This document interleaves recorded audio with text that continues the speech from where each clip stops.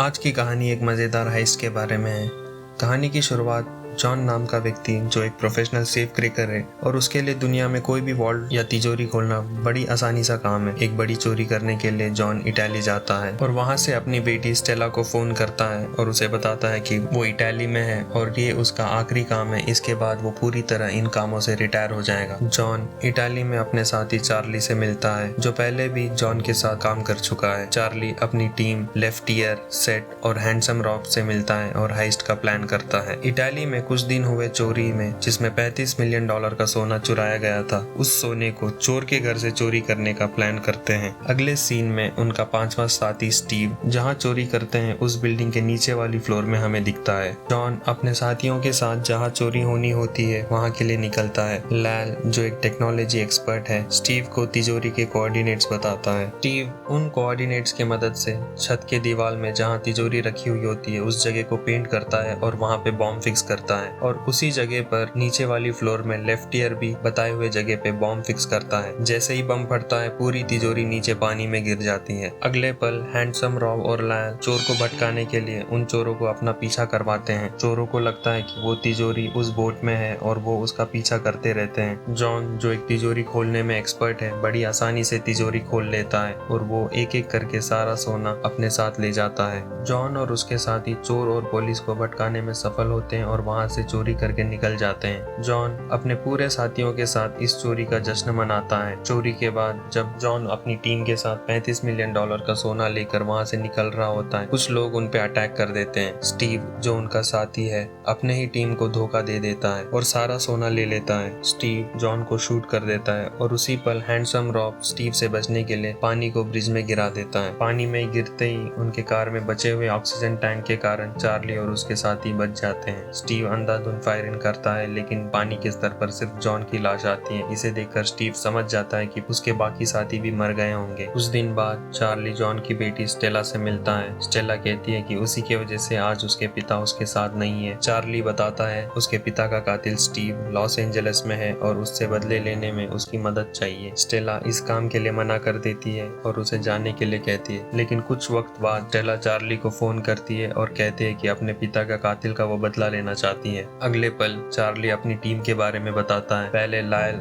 जो एक computer genius है कुछ भी हैक कर सकता है। लेफ्टियर जो डेमोलिशन और एक्सप्लोजिव में एक्सपर्ट है और आखिर में हैंडसम रॉब जो चेज करने में बहुत ही माहिर है। स्टेला चार्ली को उसकी खासियत पूछती है जिस पर चार्ली बताता है वो बचपन से ही चोरी करने में एक्सपर्ट है। पूरी टीम स्टेला से मिलती है और लॉस एंजलिस के लिए निकल जाते हैं। अगले सीन में स्टीव अपना सोना बेचने के लिए एक होलसेल ज्वेलरी शॉप में दिखता है। शॉप का मालिक इवन कहता है कि वो स्टीव से सिर्फ 2 गोल्ड बार खरीद सकता है क्योंकि उसके पास इतने पैसे नहीं है और वो सिर्फ एक मिडिल मैन है। स्टीव पैसा लेकर वहां से निकल जाता है। चार्ली स्टेला से मिलता है और बताता है कि उसको किसी भी तरह स्टीव के घर के अंदर घुसना है और उसके लिए सबसे बेहतरीन तरीका होगा कि उसका केबल काट दे और वहां किसी केबल रिपेयरमैन को भेजे जो अंदर जाकर उसके घर के कोऑर्डिनेट्स के बारे में नोट कर सके। लेकिन इस प्लान में एक दिक्कत है कि इस काम को सिर्फ स्टेला कर सकती है क्योंकि स्टीव उसके बारे में कुछ नहीं जानता है। अगले पल रिपेयरमैन की गाड़ी चोरी करने के लिए हैंडसम रॉब और लैल किसी पार्किंग बेसमेंट में दिखते हैं। हैंडसम रॉब बड़ी आसानी से फ्लर्ट करके गाड़ी लेने में सफल हो जाता है। इसे देखकर लैल को बहुत जलन होती है और वो खुद अपने आप से पूछता है ये सब इतनी आसानी से कैसे कर लेता है। स्टेला रिपेयरमैन की गाड़ी लेकर प्रैक्टिस करती है और लेफ्ट ईयर स्टील का केबल काटते हुए दिखता है। स्टीव अपने घर में टीवी चलाने की कोशिश करता है लेकिन केबल नहीं आने की वजह से परेशान हो जाता है। वो अपने सिक्योरिटी गार्ड को फोन करता है और बोलता है कि इसमें क्या प्रॉब्लम है, केबल क्यों नहीं आ रहा है। अगले पल स्टेला अपने शर्ट पर कैमरा चिप लगाकर रिपेयरमैन बनकर सिक्योरिटी गार्ड को अपना आईडी कार्ड दिखाती है और स्टीव के घर में घुस जाती है। इस तरफ चार्ली अपनी टीम के साथ कैमरा में जो भी रिकॉर्ड हो रहा है उसे सब कुछ नोट कर लेता है। स्टीव स्टेला के साथ फ्लर्ट करने की कोशिश करता है और उसे बताता है कि आज तक उसने इतनी खूबसूरत रिपेयरमैन को कभी नहीं देखा। स्टेला स्टीव से पूछती है कि केबल कहाँ है और उसी वक्त तिजोरी को भी ढूंढ लेती है। स्टेला टीवी रिपेयर करने का नाटक करती है और उसी वक्त लेफ्ट ईयर बाहर से केबल वायर को जोड़ देता है जिससे टीवी आ जाता है। स्टीव स्टेला को डिनर के लिए पूछता है, कहता है कि उसके बारे में वो और भी जानना चाहता है, जिस पर पहले स्टेला इनकार करती है लेकिन आखिर में मान जाती है। इस तरफ चार्ली की टीम को स्टीव के घर का कोऑर्डिनेट्स मिल जाता है और तिजोरी वहां से चुराने का प्लान शुरू करते हैं। लाल बताता है कि घर के ढलान की चौड़ाई 6 मीटर है। इस पर चार्ली कहता है कि उसके पास एक प्लान है,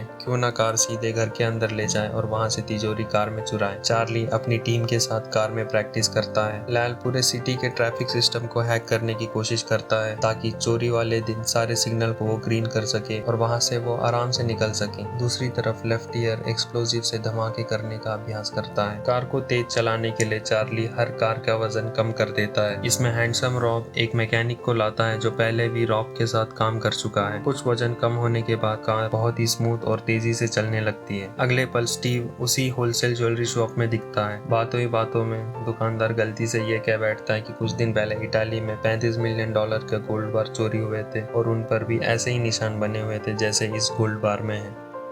स्टीव को पता चल जाता है कि दुकानदार उसके बारे में जानता है और उससे छुटकारा पाने के लिए उसे गोली मार देता है और वहां जो भी रखे हुए पैसे और गोल्ड बार को लेकर स्टीव वहां से निकल जाता है। स्टीव के तुरंत निकल जाते ही दुकानदार का बड़ा भाई मॉस्को, जो यूक्रेन का एक बड़ा माफिया है, अपनी भाई की लाश को देखकर बहुत भावुक हो जाता है और किसी भी तरह इसका बदला लेना चाहता है। चार्ली लेफ्ट ईयर के साथ एक स्किनी पीट नाम के आदमी से मिलता है और धमाके में इस्तेमाल होने वाली चीजों को खरीदता है। दूसरी तरफ मॉस्को अपने भाई के कातिल को ढूंढने की कोशिश करता है। उसके आदमी वैंस नाम के व्यक्ति को उठा लेते हैं और उसे पूछताछ करते हैं। वैंस मॉस्को के भाई के दुकान में कैशियर का काम करता था। वैंस बताता है कि कुछ दिन पहले उसके दुकान में एक आदमी आया था और गोल्ड बार के बारे में उसके भाई से पूछ रहा था। मॉस्को उस आदमी का हुलिया बताने के लिए कहता है, जिस पर वो बताता है ये आदमी लगभग 200 किलो का है और उसके लंबे बाल हैं। जिस पर मॉस्को का एक आदमी कहता है वो इस आदमी को जानता है और वो शायद स्किनी पीट के बारे में ही बात कर रहे होते हैं। इस तरफ चार्ली अपनी टीम से सारे अपडेट पूछता है। लेफ्ट ईयर बताता है कि ट्रेन 10 बजे निकलने वाली है और लायल बताता है कि उसने सारे सिग्नल को हैक कर रखा है। जैसे ही पुलिस हमारे पीछे पड़ेगी वो सारे सिग्नल को ग्रीन कर देगा। स्टीव जैसे ही अपनी कार में घर से निकलता है, लायल अपनी टीम को सिग्नल देता है,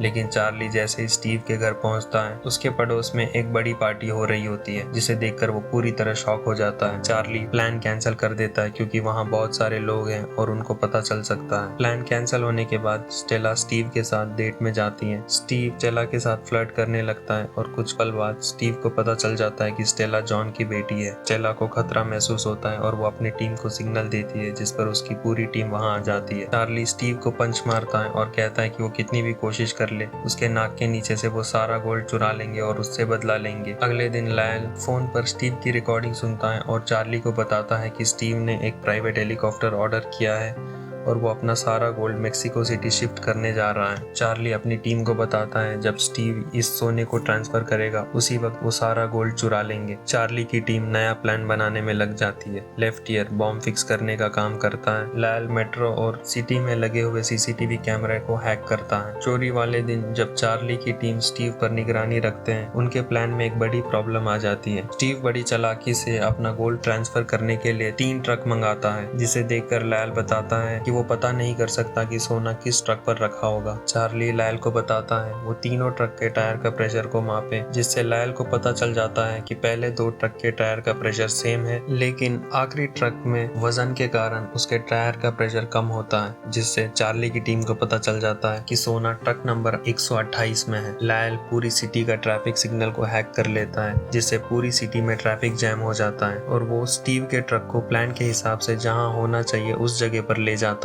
जैसे ही ट्रक नंबर 128 उनके प्लान किए हुए जगह पर आकर खड़ी होती है, लेफ्ट ईयर रोड पर धमाका कर देता है और ट्रक सीधे टनल में जा गिरती है। चार्ली अपनी टीम के साथ टनल में पहुंचता है। वहां पर स्टेला बड़ी चालाकी से तिजोरी का कोड हैक कर लेती है और तिजोरी खोलने में सफल हो जाती है। टीम सोने को देखकर बहुत खुश हो जाते हैं और पूरी टीम एक एक करके सारे गोल्ड बार अपने कार में लोड करते हैं और वहां से निकल जाते हैं। स्टीव के आदमी टीम का पीछा करते हैं और चार्ली की टीम एक एक करके उन लोगों से छुटकारा पाती है। और जैसे ही चार्ली की टीम टनल से बाहर निकलती है, स्टीव हेलीकॉप्टर में उनका पीछा करता है और हेलीकॉप्टर से चार्ली के कार पर हमला भी करता है। कुछ देर बाद स्टीव खुद हेलीकॉप्टर से उतरते ही एक कार में उन कारों का पीछा करता है और पीछा करते हुए एक पुरानी ट्रेन के गोडाउन के पास पहुंच जाता है। जैसे ही स्टीव कार से उतरता है और चार्ली को वहां ढूंढते रहता है, उसी पल उस गोडाउन में मॉस्को इवन का भाई स्टीव को वहां बंधक बना लेता है। स्टीव मॉस्को को सोने का लालच देता है और बताता है कि वो चार्ली उसे जो भी दे रहा है उसका दुगना देगा और उससे विनती करता है कि वो उसको ना मारे, जिस पर मॉस्को कहता है वो उसको कभी नहीं मारेगा लेकिन पूरी जिंदगी उसको गुलाम बनाकर रखेगा। फिल्म के आखिरी सीन में पूरी टीम मजे करते हुए दिखाई देते हैं। सब अपने अपने हिसाब से मजे करते हैं और यहाँ मूवी खत्म होती है। अगर आपको ये वीडियो अच्छा लगा तो लाइक करें, सब्सक्राइब करें और हमारे साथ बने रहें।